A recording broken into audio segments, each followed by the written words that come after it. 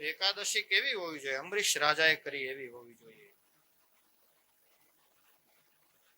ખૂબ જ દિવ્ય એકાદશી કરે. દશમ ના દિવસે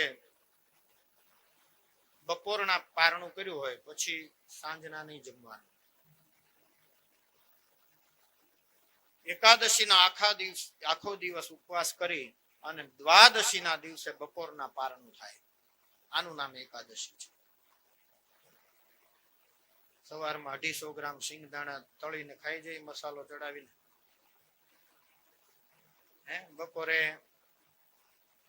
1 કિલો ફરાળ કર્યું હોય.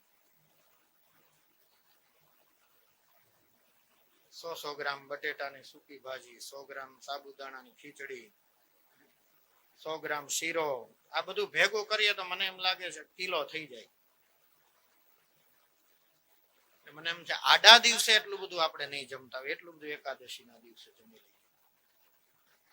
પણ ફલાહાર ની વાત કરી છે, આપણે કરીએ છીએ ફરાળ છે.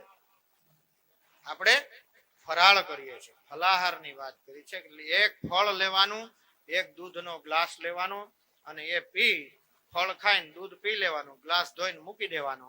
આટલી જ વાર લાગે. કેટલી વાર લાગે?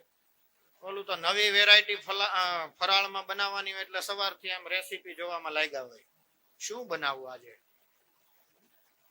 અને રેસીપી જોઈને બનાવે એટલે બપોર થઈ જાય, 12 વાગી જાય બનાવતા બનાવતા સવારથી. અને એ બધું ખાઈને ઉભા થાય એટલે અઢળક વાસણ થયા હોય. એ ઘસવામાં 2-3 વાગી જાય. ત્યાં તો આટલું બધું જમ્યા એટલે આર ન ચડે. હવે થોડીક વાર આડે પડખે થાવ. આડે પડખે થાય એટલે કિલો ફરાળ કર્યું એટલે પછી આડું ફડકું 5 વાગી જાય. તો આ એકાદશી નથી. એકાદશી નો અર્થ એ છે કે એકાદશીમાં સૂક્ષ્મ આહાર લેવો. એક ફળ ખાય, 1 ગ્લાસ દૂધ પી અને મૂકી દેવો, એટલે ધોઈને મૂકી દો, એમાં કઈ વાર લાગે નહીં. ઉપ એટલે કે ભગવાનની નજીક વાસ કરવો, એનું નામ ઉપવાસ છે.